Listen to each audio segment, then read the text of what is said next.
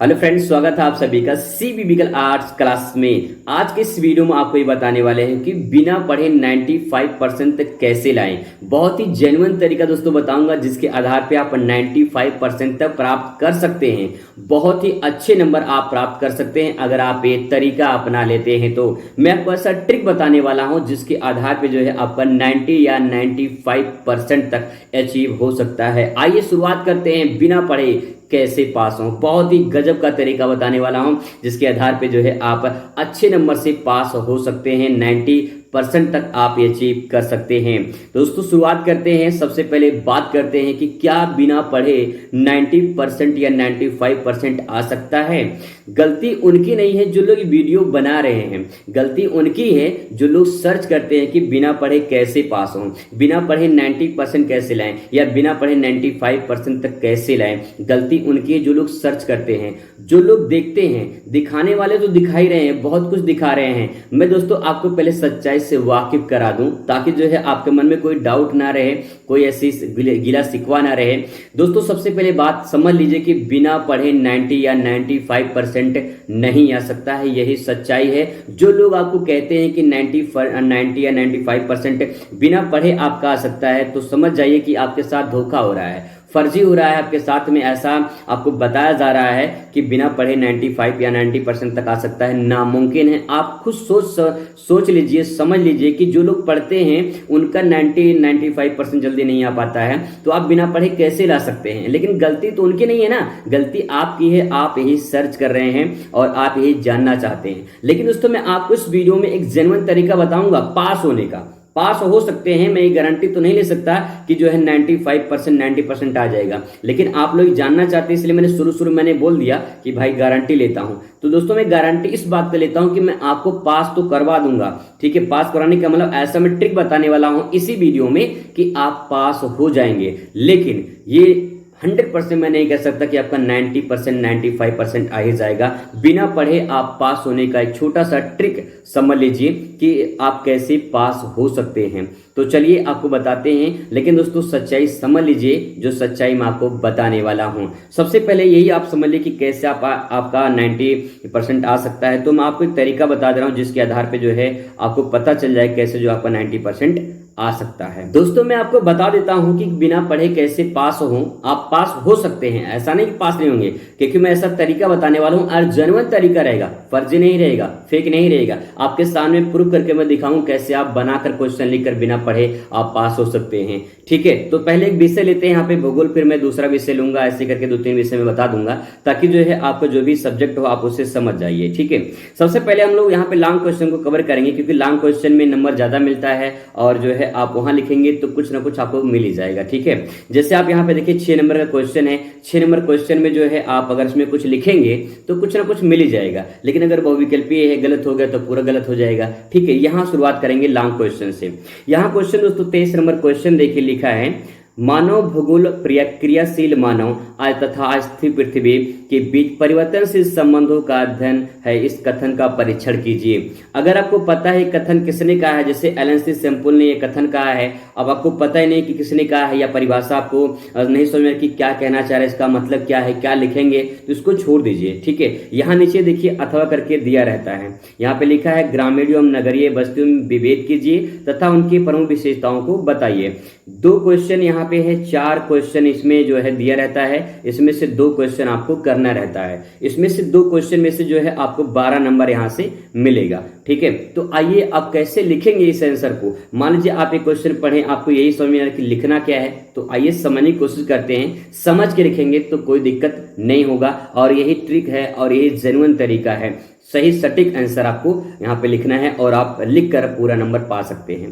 लिखा है यहाँ पे ग्रामीण। ठीक है, ग्रामीण का मतलब आपको समझ में आ गया होगा, गांव की बात हो रही है भैया। ठीक है, दूसरा लिखा है यहाँ पे शब्द नगरीय, यानी बात हो रही है नगर की। नगर का मतलब शहर की बात हो रही है। इसके आगे लिखा है बस्तियां, यानी बस्ती का मतलब जो घर होते हैं वही बस्तियां हो गई।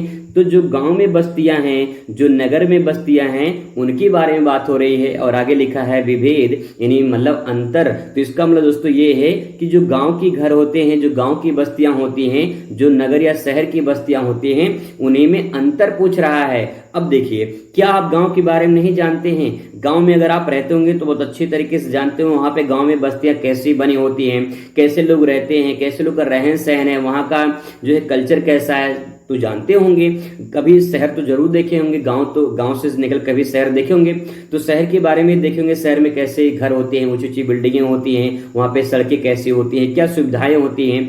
तो अगर आप इतना समझ गए होंगे कि ग्रामीण बस्तियां और नगरीय बस्तियां क्या होती हैं, तो आप इनके बारे में लिखेंगे। तो यहाँ पे एक बार लिखेंगे आप ग्रामीण, या फिर मान लीजिए गाँव है, यहाँ पे नगर है, ठीक है। यहाँ पे लाइन खींच के डिवाइडर बना देंगे, इसके बाद जो है यहाँ पे लिखना शुरू करेंगे। क्या लिखेंगे इसमें? देखिए सिंपल सी बात है, गांव के लोग, जो गांव की बस्तियां होती हैं, वो आपको जैसे मान लो गांव है, ठीक है, गांव में अलग अलग पुरवा बना होता है, कस्बा बना होता है, एक गांव होता है उसमें अलग अलग पुरवे बने होते हैं, ठीक है। तो इस प्रकार से गांव देखने को मिलते हैं। और गांव में ज्यादातर लोग किस पे निर्भर होते हैं? कृषि पे निर्भर होते हैं। और जो नगर होता है, नगर पे लोग कैसे निर्भर होते हैं? नगर पे लोग ज्यादातर रोजगार करते हैं, व्यवसाय करते हैं, नौकरी करते हैं। तो आप ऐसे बना बना के लिखेंगे तो आपका काम यहाँ पे हो जाएगा। और दूसरी बात ये है, मजेदार बात ये है कि उसके आगे लिखा है इसकी प्रमुख विशेषताओं को बताइए। तो जो इसकी आप परिभाषा लिखेंगे, जैसे परिभाषा में गांव के अधिकतर लोग क्या करते हैं? कृषि करते हैं, ठीक है। और नगर के लोग क्या करते हैं? अधिकतर लोग जो है उद्योग में शामिल होते हैं, या फिर जो है रोजगार करते हैं, या फिर जो है नौकरी करते हैं। तो ये क्या हो जाएगी? उसकी विशेषता हो जाएगी। ऐसे आप लिखिए सोच सोच के। तो ये पास होने का ट्रिक है, ये पास होने का तरीका है। लेकिन मैं ये नहीं कह सकता कि 90% या 95% आ जाएगा, लेकिन हाँ दोस्तों आप पास हो सकते हैं, ठीक है। आगे देखिए, ऐसे क्वेश्चन लिखा है, भारत में लौह अयस्क के उत्पादन वितरण का वर्णन कीजिए। तो देखिए, अगर क्वेश्चन समय नहीं आ रहा है तो यहाँ पे समझने की कोशिश करिए कि क्या लिखा है। यहाँ भारत की बात हो रही है, यानी अपने देश की बात हो रही है। लौह यानी लोहे की बात हो रही है। अयस्क यानी लोहे, अयस्क जो कच्चा लोहा मिलता है उसके बारे में बात हो रही है। उत्पादन, उत्पादन का मतलब कहाँ कहाँ उत्पादन होता है, उत्पादन कैसे किया जाता है। वितरण मतलब कि किन किन राज्यों में मिलता है। जैसे झारखंड है, यहाँ पे कोयला मिलता है, पश्चिम बंगाल है, यहाँ पे कोयला मिलता है, ठीक है। तो अगर आपको पता है तो बहुत अच्छी बात है, नहीं पता है तो कोई बात नहीं, इसके नीचे क्वेश्चन अथवा करके दिया रहता है। यहाँ पे देखिए सतत पोषणीय विकास लिखा है, इसके महत्व पर प्रकाश डालिए, ठीक है। तो यहाँ पे देखिए लिखा है सतत, सतत का मतलब क्या होता है? लगातार, जो कंटिन्यूटी चलता रहे। और पोषणी का मतलब जो हम पोषण करते हैं, अपने आवश्यकताओं की पूर्ति करते हैं। विकास मतलब डेवलपमेंट की बात हो रही है, विकास की बात हो रही है, वृद्धि की बात हो रही है, ठीक है। इसका मतलब दोस्तों ये है कि इसको कैसे लिखेंगे? जैसे मान लीजिए कोई संसाधन है, ठीक है, जैसे मान लीजिए कोयला ले लेते हैं, कोयला ले लेते हैं एग्जाम्पल के तौर पे। अब यहाँ पे मान लीजिए कोयला है, कोयला आप उपयोग कर रहे हैं, आपकी आने वाली पीढ़ी भी जब उसका उपयोग कर ले तो उसी प्रक्रिया को सतत पोषणी विकास कहा जाता है। अगर आपको इतना समझ में आ गया तो इसका महत्व प्रकाश डालिए, महत्व बताइए कि क्या महत्व है। जैसे अगर आप मान लीजिए इस संसाधन को उपयोग कर रहे हैं, आपकी आने वाली पीढ़ी भी जब उसका उपयोग कर ले तो सतत पोषणी विकास कहलाता है। और इसका महत्व ये हो जाएगा कि जो भी संसाधन हैं वो आने वाले भविष्य के लिए उपयोग हो जाएगा, ठीक है। वो जो भी उनकी आवश्यकताएं होंगी वो आवश्यकताओं की पूर्ति हो जाएगी। इस प्रकार से आप बना बना के लिखेंगे तो आप कुछ ना कुछ पा ही जाएंगे, तो गारंटी कुछ ना कुछ मिल जाएगा। लेकिन कुछ नहीं लिखेंगे तो कुछ नहीं आप पाएंगे।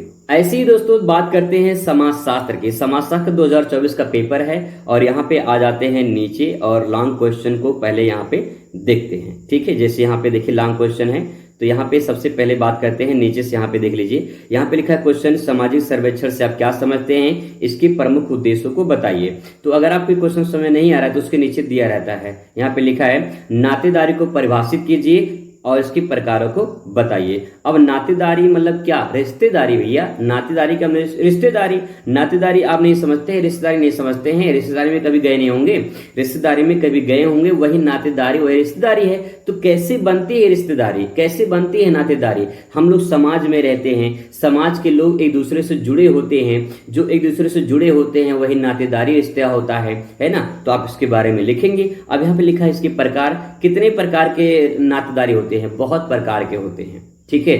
इन लिखिए बुआ, मौसी, मौसा, चाचा, चाची, जीजा, बहुत सारे लोग, फुफ्फा, बुआ, बहुत सारे लोग होते हैं, इनके सारे रिलेशनशिप होता है, एक नातेदारी रिश्तेदारी जुड़ी होती है। तो कहने का मतलब ये है कि जो आपका रिलेशनशिप है ये कितने प्रकार की होती है, आपको इसको बताना है। लेकिन यहाँ पे एग्जाम्पल के तौर बता दो, जो प्रकार होता है, एक तो रक्त संबंधी होता है, ठीक है, एक विवाह संबंधी होता है। ये दो प्रकार के इसमें होते हैं। तो रक्त संबंधी का मतलब क्या होता है, जैसे कि एक मम्मी पापा हैं, ठीक है, उनके बच्चे वो रक्त संबंधी हो जाएगा क्योंकि उन्हीं का खून है वो, ठीक है। विवाह संबंधी का मतलब क्या, जब एक लड़का का दूसरे लड़की से शादी होता है तो उन एक परिवार दूसरे परिवार से मिलकर एक रिश्ता बनाते हैं, नया नया रिश्ता बनता है। तो रिश्ता दो प्रकार से बना, एक तो रक्त संबंधी हो गया, दूसरा विवाह संबंधी हो गया, ठीक है। तो ये रिलेशनशिप हो गया। अब इसके बारे में आप बना के लिखिए, आप नातेदारी यानी रिश्तेदारी के बारे में जानते हैं, उसके बारे में लिखिए। ऐसे बना के आप लिखिए तो पास हो जाएंगे, तो बात गारंटी के पास हो जाएंगे, ठीक है। आगे देखिए, यहाँ पे लिखा है क्वेश्चन, भूमंडलीकरण से आप क्या समझते हैं, इसके सामाजिक परिणामों का विवेचना कीजिए। तो यहाँ पे लिखा है भूमंडलीकरण। भूमंडलीकरण का मतलब क्या, जैसे देखिए लिखा है भूमंडल, भूमंडल का मतलब पूरा भूमंडल, हमारा पूरा पृथ्वी, पूरा विश्व, ठीक है।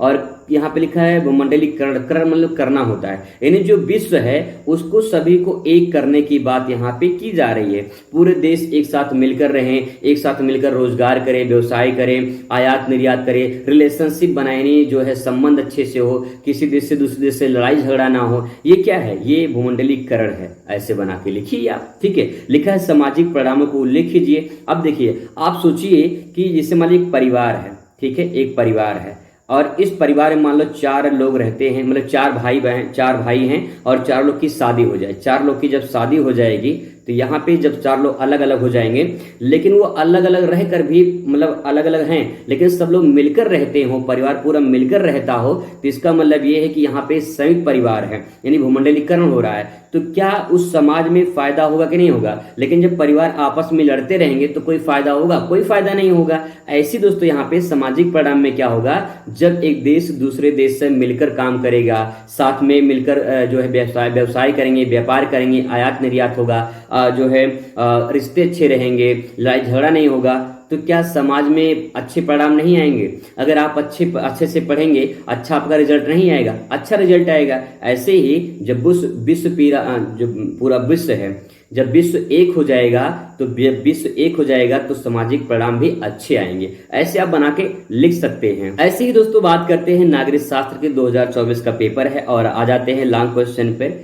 फिर यहाँ पे आपको लॉन्ग क्वेश्चन कैसे लिखना है, जैसे यहाँ पे दिया गया है, ठीक है। जैसे यहाँ पे देखिए, यहाँ लिखा है आसियान की स्थापना कब की गई, इनके 4 सदस्यों का नाम लिखिए, भारत और आसियान के मध्य संबंधों की विवेचना कीजिए। देखिए 3 + 5 नहीं, 1 + 2 + 5 पूछा है, यानी 8 नंबर का सवाल है। और 8 नंबर के सवाल में जो है, अगर आप क्वेश्चन नहीं आ रहा है तो इसको छोड़कर नीचे आ जाइए, अथवा करके लिखा है कि विश्व में चीन के उभरते प्रभाव के आकलन वर्तमान के परिप्रेक्ष्य में कीजिए, ठीक है। यहाँ पे देखिए विश्व में चीन की बात हो रही है। चीन देश के बारे में तो जानते ही हैं, चीन की टेक्नोलॉजी कितनी तेजी से बढ़ रही है, चीन कितना विकसित हो रहा है, चीन का साइंस कितनी तेजी से ग्रो कर रही है। तो अगर आप ये जान गए होंगे तो चीन जैसे उभर रहा है उसका क्या प्रभाव है, वर्तमान में आने वाले दिनों में क्या उसका जो है योगदान हो सकता है। अगर भारत में बात करें तो भारत में हर चीज चाइना, तो इसका मतलब आप समझ सकते हैं कि चाइना कितना ज्यादा आगे है। मजेदार आपको बात बता दें कि चाइना में विदाउट ड्राइवर की कार चलती है, विदाउट ड्राइवर की बस चलती है। आप यूट्यूब पे सर्च करके देख लीजिए। इसका मतलब ये है कि अगर ये चीन इतनी ग्रो कर रहा है, इसका मतलब ये है कि चीन की जो टेक्नोलॉजी बहुत तेजी से विकास कर रही है, उभर रही है। तो वो वर्तमान समय में और आने वाले भविष्य में इसका क्या और जो है महत्व हो सकता है, चीन कितना विकसित कर सकता है, उसी के बारे में लिखना है। भारत में हर चीज चाइना है, हर चीज चाइना समान है, आप जानते हैं, खाने से लेकर पहनने उड़ने सब कुछ जो है चाइना है ना। इसका मतलब ये है कि चाइना विकसित हो रहा है धीरे धीरे, और चाइना की जो टेक्नोलॉजी है बहुत तेज से आगे बढ़ रही है। तो इसके बारे में आपको लिखना है कि भारत चीन के संबंध कैसे हैं, भारत चीन में व्यापार कैसे होता है, भारत चीन में कौन कौन से सामान आते हैं। जानते हैं मोबाइल के आज की डेट में मोबाइल इलेक्ट्रॉनिक्स जो सामान है कितना चाइना यहाँ सामान आता है। जैसे दीपावली है, दीपावली में जो है हर चीज चाइना, झालर ओलर सब कुछ जो है आपका चाइना ही आता है। तो कहने का मतलब ये है कि आप उसके बारे में यही सब लिखना है। अगर बना के कुछ लिख देंगे तो कुछ ना कुछ आपको मिल जाएगा। 8 नंबर का प्रश्न है, 8 में से 4 या 5 नंबर मिल जाएगा तभी भैया बहुत है। इससे कहते हैं बना के लिखना, बिना पढ़े पास होना, ठीक है। आगे देखिए लिखा है यहाँ पे पंचवर्षीय योजना कब लागू की गई थी, किस बातों पर अधिक बल दिया गया। ये क्वेश्चन नहीं आ रहा तो यहाँ पे आगे देखिए क्वेश्चन यहाँ पे दिया गया है। राष्ट्रीय आपातकाल के परिणामों का व्याख्या मूल अधिकारों और कार्यपालिका न्यायपालिका संबंधों के आधार पर कीजिए। क्वेश्चन पूछा है तो राष्ट्रीय मतलब यानी देश की बात हो रही है, आपातकाल का इमरजेंसी की बात हो रही है। जब देश में इमरजेंसी लग जाती है तो उसके बाद क्या होता है, उसमें जो कार्यपालिका यानी कार्यपालिका हम लोग कार्य जो करते हैं, न्यायपालिका जो न्याय करते हैं, तो कार्यपालिका की दृष्टि से और न्यायपालिका की दृष्टि से क्या उस टाइम पे हम लोग कर सकते हैं, कैसे हम जो है आपातकाल में अपने आप को जो है एक तरह से जीवन यापन हो सकता है। जैसे आपातकाल लग जाएगी, जैसे कोरोना काल में है, कोरोना काल में जो है लॉकडाउन लग गया था तो कोई अपने घर से बाहर नहीं निकल रहा था, कितनी सारी समस्याएं होती है आप जानते हैं। उन समस्याओं को यहाँ आपातकाल को जोड़ करके आप लिख दीजिए। ठीक है, कहने का मतलब ये है कि आप कुछ ना कुछ लिखेंगे सोच समझ के बना बना के, तो आप पास हो जाएंगे। ये जेन्युइन तरीका है, ये ट्रिक है छोटा सा कि आप कैसे क्वेश्चन से ही समझ के उसको आप थोड़ा थोड़ा लिखकर पास हो सकते हैं। पास हो जाएंगे दोस्तों, गारंटी है। लेकिन मैं ये नहीं कह सकते कि 95% कैसे आएगा, क्योंकि जो है बहुत सारे से लोग हैं जो आपको यही बता रहे हैं कि बिना पढ़े कैसे पास हो। तो मैं आपको यही बता रहा हूं कि बिना पढ़े आप पास हो सकते हैं, लेकिन 90-95% नहीं आ सकता है, इम्पॉसिबल है। लेकिन आप थोड़ा सा मेहनत करेंगे तो आपका 95% जरूर आएगा। मैं ऐसे ही आपको दूसरे वीडियो मुलाकात करूंगा और बताऊंगा कैसे जो है आप अच्छा खासा तैयारी करके और अच्छे नंबर प्राप्त कर सकते हैं। चलिए मिलते हैं नेक्स्ट वीडियो में। Thanks for watching.